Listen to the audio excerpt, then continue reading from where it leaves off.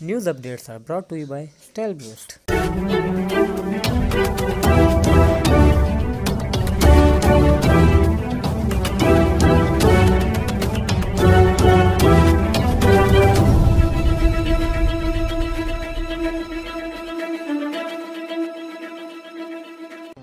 بسم اللہ الرحمن الرحیم۔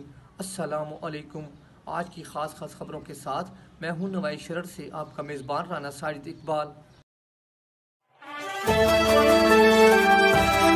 آج جمعۃ المبارک کا دن ہے اور 4 ذی-القعدہ 1441 ہجری 12 ہاڑ 2077 بے جون 2020 عیسوی کی 26 تاریخ ہے۔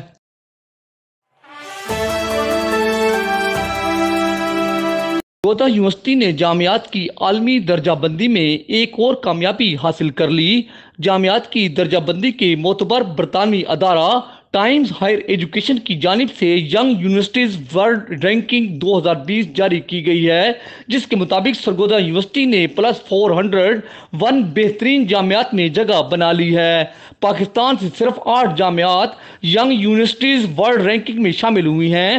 جی سی یونیورسٹی لاہور نے بھی سرگودا یونیورسٹی کے ہمراہ +401 کیٹیگری میں جگہ پائی۔ کامسیٹس یونیورسٹی اسلام آباد، لمز اور نسٹ نے بھی کامیابی حاصل کی ہے۔ بلزین ٹائمز ہائر ایجوکیشن نے سرگودا یونیورسٹی کو ایشیا کی بہترین جامعات کی فہرست میں +400 درجہ بندی میں شامل کیا۔ اکانومیز رینکنگ میں +500 پائیدار ترقی کے عالمی اہداف کا حصول یقینی بنانے کے لحاظ سے سرگودا یونیورسٹی +600 کی درجہ بندی میں شامل رہی۔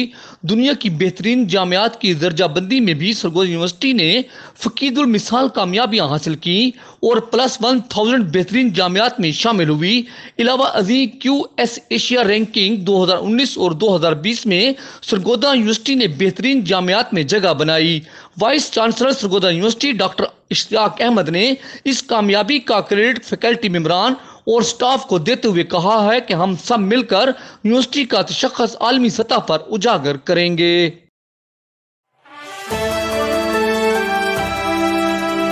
سوشل سیکورٹی اور EOBI کا کنٹریبیوشن 1 سال کے لیے مؤخر کیا جائے۔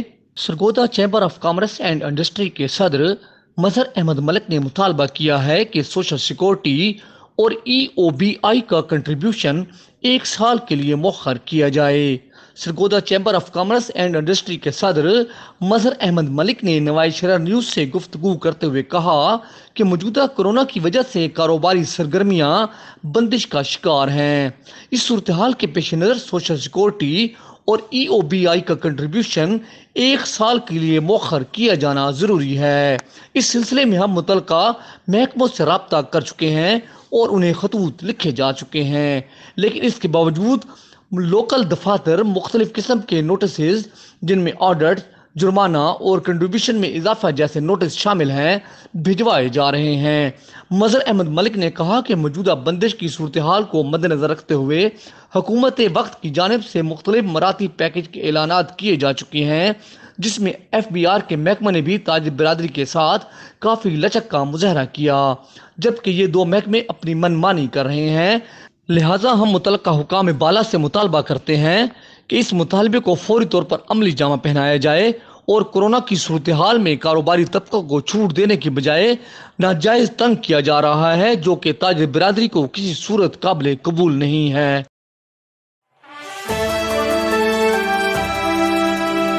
ہمارے ڈپٹی ایڈیٹر قمر رسول نظامی نے خبر دی ہے کہ گجرات گوجرانوالا ڈویژن میں 3 اضلاع پر مشتمل نئی ڈویژن بنانے کا فیصلہ کر لیا گیا ہے اور اس سلسلہ میں پیپر ورک بھی مکمل کر لیا گیا ہے۔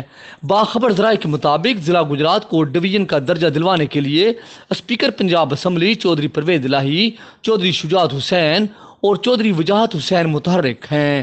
وفاقی اور صوبائی اسمبلی میں گجرات کو ڈویژن کا درجہ دلوانے کے لیے قرارداد تیار کر لی گئی ہے۔ گجرات کے ساتھ منڈی بہاؤالدین اور حافظ آباد یا سیالکوٹ کو شامل کر کے گجرات کو ڈویژن کا درجہ دلوایا جائے گا۔ ضلع جہلم کو بھی نئی بننے والی گجرات ڈویژن میں شامل کرنے پر غور کیا جا رہا ہے۔ گجرات میں RPO آفس اور کمشنر آفس بھی قائم ہوں گے۔ نئے ڈی پی او کمپلیکس کو آر پی او آفس بنا دیا جائے گا، جبکہ ڈپٹی کمشنر آفس ہی کمشنر آفس بنانے کی سمری تیار کی گئی ہے۔ وزیر اعلیٰ پنجاب عثمان بزدار کو گجرات کو ڈویژن بنانے کی سمری جلد بھجوا دی جائے گی اور یہ بل پنجاب اسمبلی میں پیش کیا جائے گا۔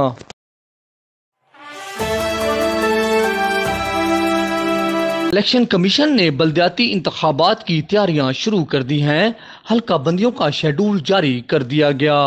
وزیراعظم عمران خان کی جانب سے رواں سال بلدیاتی انتخابات کا مرحلہ شروع کرنے کا فیصلہ کیا گیا، جس کے بعد الیکشن کمیشن نے بھی انتخابات کرانے کی تیاریوں کا آغاز کر دیا ہے۔ پنجاب کے 36 اضلاع میں پہلے مرحلہ میں حلقہ بندیوں کا شیڈول جاری کرتے ہوئے کمیٹیاں تشکیل دے دی ہیں۔ حلقہ بندیاں 6 جولائی سے 13 اکتوبر تک مکمل کی جائیں گی۔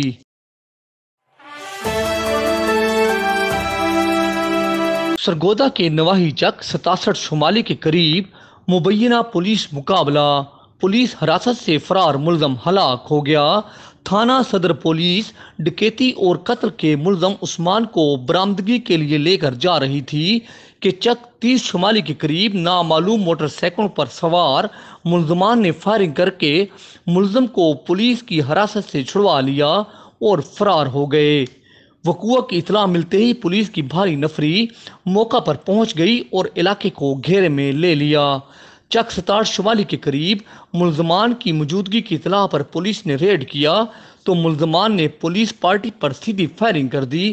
ملزم عثمان کو اس کے ساتھیوں نے فائرنگ کر کے ہلاک کر دیا، جبکہ بقیہ ملزمان موقع سے فرار ہو گئے۔ ملزم کی لاش کو قبضہ میں لے کر پولیس نے حسب ضابطہ کارروائی شروع کر دی ہے۔ فرار ہونے والے ملزمان کی گرفتاری کے لیے خصوصی ٹیمیں تشکیل دے کر چھاپے مارے جا رہے ہیں۔ ڈی پی او سرگودا فیصل گلزار نے ملزم عثمان کو پولیس کی حراست سے چھڑانے اور اس مشکوک واقعہ کی محکمانہ انکوائری کا حکم دے دیا ہے۔ ایس پی انویسٹیگیشن کو ذمہ داران کا تعین کر کے محکمانہ کارروائی کرنے کی ہدایت کی گئی ہے۔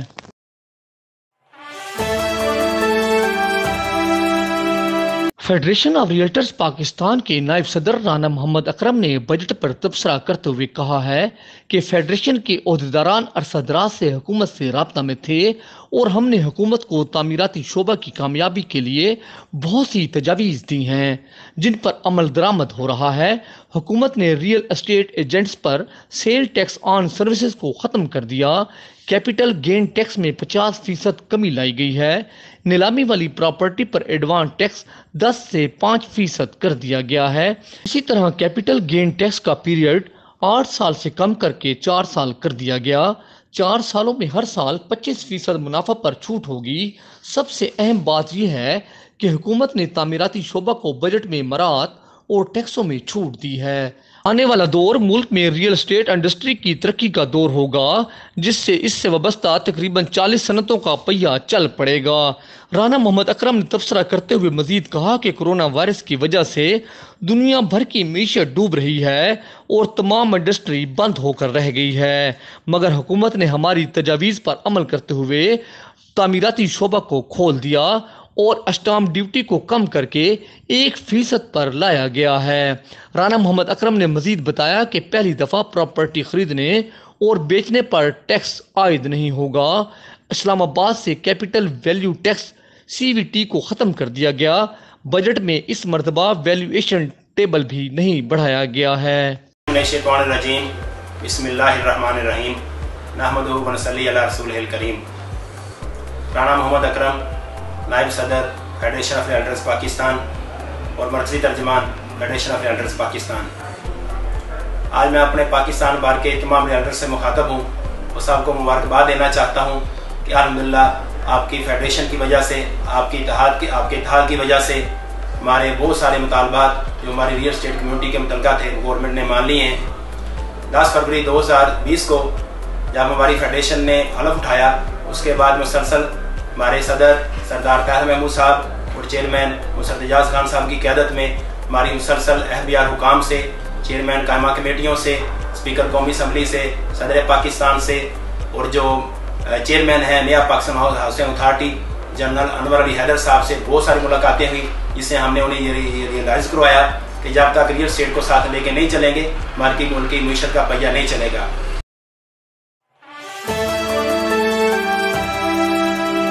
شاہپور صدر سے ہمارے نمائندہ معظم خان لودھی نے خبر دی ہے کہ پاکستان تحریک انصاف کے سینئر رہنما ملک علی محمد خان ٹمانا نے کہا ہے کہ پی ٹی آئی کی حکومت کو کورونا وائرس کی وبا کے ساتھ ساتھ بھوک و افلاس کے وائرس کا بھی سامنا ہے۔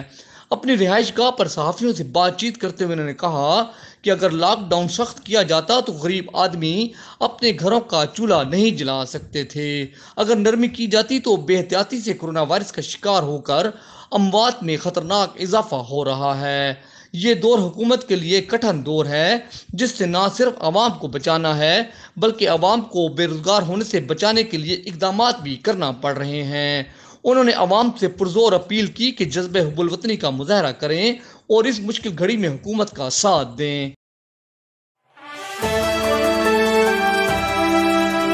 تھانہ شاہپور پولیس کی بروقت کارروائی سے ڈکیتی کی نیت سے کھڑے 3 مسلح ملزمان اسلحہ سمیت گرفتار ہو گئے۔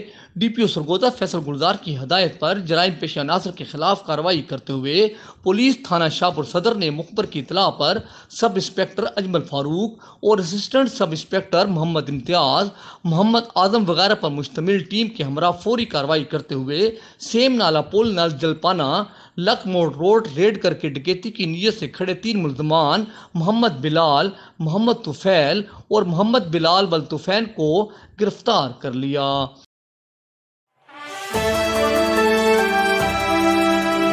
شاہپور صدر میں نماز جمعہ کے اجتماعات پر سیکورٹی کے انتہائی سخت انتظامات کیے گئے۔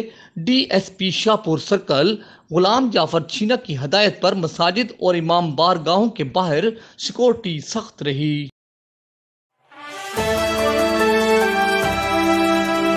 انجمن تاجران کچہری بازار سرگودا کے سینئر نائب صدر اور معروف تاجر رہنما چودھری ذیشان خالق نے کہا ہے کہ حکومت کی جانب سے بینکوں کی شرح سود 7% کرنے کا فیصلہ انتہائی خوش آئند ہے۔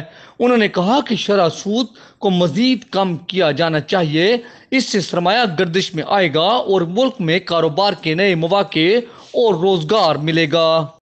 یہ گورنمنٹ آف پاکستان نے جو آج کل ایک اسٹیٹ بینک نے اقدام اٹھایا کہ شرح سود میں 1% کمی کی ہے، تاجر برادری اس کا خیر مقدم کرتی ہے ہم لوگ، اور گورنمنٹ سے ساتھ ہی مطالبہ کر رہے ہیں کہ اس کو مزید کم کیا جائے، 5% تک لایا جائے، تاکہ جو لوگ جن لوگوں نے بینکوں میں پیسہ رکھا ہوا ہے وہ پیسہ نکال کے وہ کاروبار میں انویسٹ کریں۔ اس سے ملک کی سرگرمیاں بحال ہوں گی، معیشت کا پہیہ بڑھے گا اور روزگار کے مواقع بڑھیں گے۔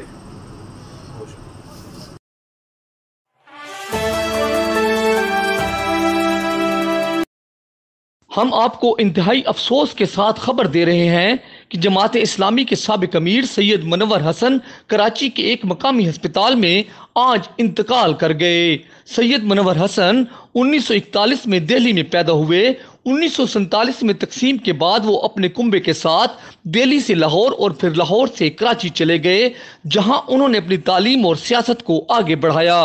سابق جماعت اسلامی کے سربراہ نے نیشنل اسٹوڈنٹس فیڈریشن کے پلیٹ فارم سے اپنی سیاست کا آغاز کیا اور 1959 میں اس کے صدر منتخب ہو گئے۔ انہوں نے جون 1960 میں اسلامی جمعیت طلبہ میں شمولیت اختیار کی اور 1963 میں صدر منتخب کر لیے گئے۔ منور حسن کو سیاست میں ان کے ساتھیوں نے عزت دی اور اپنے حریفوں کی طرف سے ان کا احترام کیا جاتا تھا۔ وہ جماعت اسلامی کے چوتھے سربراہ تھے۔ انہوں نے مارچ 2009 سے 2014 تک پارٹی کی قیادت کی۔ ان کی وفات کے بعد جماعت اسلامی کے رہنما اور کارکن ہسپتال پہنچے، جہاں انہوں نے آخری سانس لیا تھا۔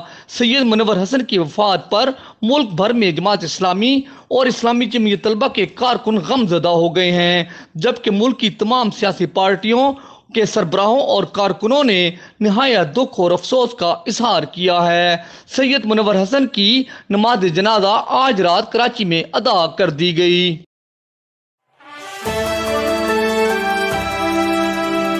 اس دعا کے ساتھ کہ اللہ رب العزت کورونا وائرس سے پوری انسانیت کو نجات دے، آمین۔ انشاءاللہ ہم کل پھر حاضر ہوں گے تازہ خبروں کے ساتھ۔